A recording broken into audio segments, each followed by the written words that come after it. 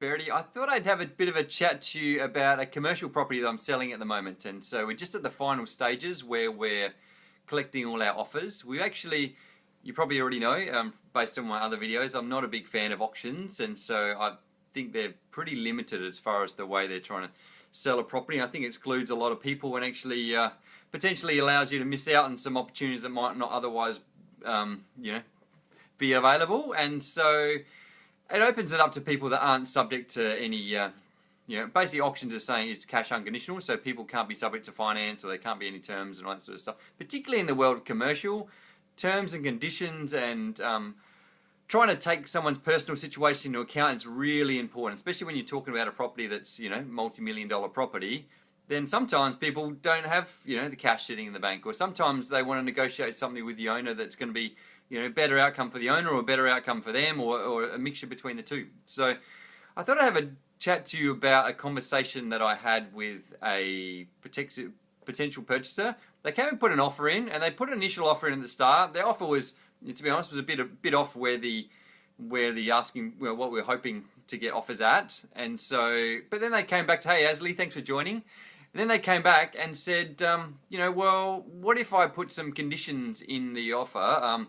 Saying subject to, could be anything, to be honest. In this commercial situation, because there was a lease in place, they wanted to know a lot more information about the tenant in the property. So they wanted to really know whether that tenant was going to hang around for the long term. So, they wanted to know about their financial affairs. They wanted to try and have more conditions on the tenant, to be honest, to make sure that tenant wasn't going to be leaving. And you can imagine if you're buying a commercial property, then majority of the reason you're buying it is for a long-term investment and for rental return, and obviously capital gains along the way, but mainly they want to focus on the rental return.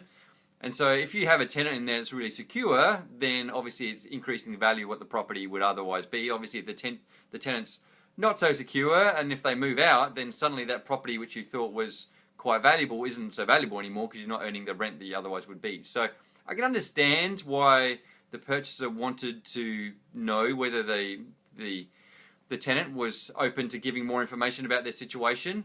But I suppose what I thought I'd explain to you and explain to them, what they came back is they said, hey, would they be open to putting conditions on there that I can actually see the financial affairs of the tenant?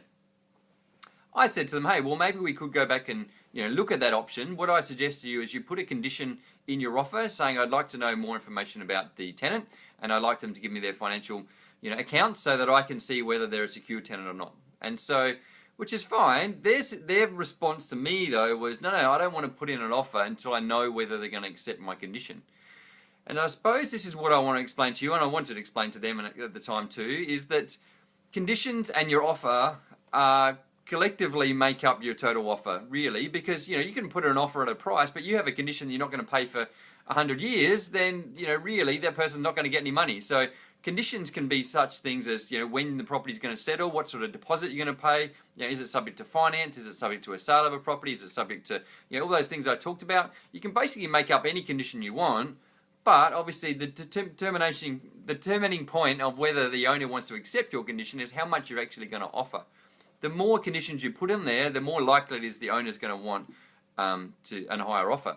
And obviously, the less conditions, the more likely it is they're going to accept a lower offer. So where this lady that I was talking to didn't seem to understand, she was like, no, find out whether they're going to accept my condition first, and then I may consider putting in a higher offer. And I tried to explain to her the conditions and the offer are essentially the same thing, because if they don't know what price you're going to offer, they're not sure whether they're going to accept your condition or not, and they won't make a decision on whether they accept your condition because they don't know whether what your offer is. And so unfortunately, she didn't seem to understand the logic behind that. She's like, no, I want to know whether they're going to accept my condition first before I put in a revised offer. And I tried to explain to her, and she didn't seem to get it. So hopefully, you understand it out there, that it's really important, if you are going to put in an offer, it's really important that you explain what your conditions are. And likewise, if you want to know whether they're going to accept your condition, it's really dependent on what your actually offer is. So, and the thing to understand, this is actually a really good thing for you. It's not a bad thing. It's a good thing in the sense that if you want to negotiate a better price, if you take some conditions off the property, off the purchase, then you're most likely going to get a better deal. So if it's cash unconditional, then you'd hope you're going to get a better deal than if it was, subject to finance or subject to the sale of your house or whatever. And you have to understand, if that's the situation, if they get a choice between you which is subject to terms and conditions, and someone else, which is cash unconditional, and they're offering the same amount of money, they're probably going to accept the person that's cash unconditional over you. That's one of my reasons why I'm a bit anti-auction, because auctions only allow people that are cash unconditional. And so the thing for me is, it's not up to me as the real estate agent to decide whose offer I'm willing to accept. It's up to the owner to decide whether they want to accept the offer. And the offer should be conditional on, what terms and conditions the people are willing to put in. So if the owner's in a situation where they're not necessarily in a hurry and they're happy to wait for the person to sell their property, or they're happy to wait to find out what their financial situation is so they can be subject to finance, or in this situation, might be subject to getting the tenant's financial details.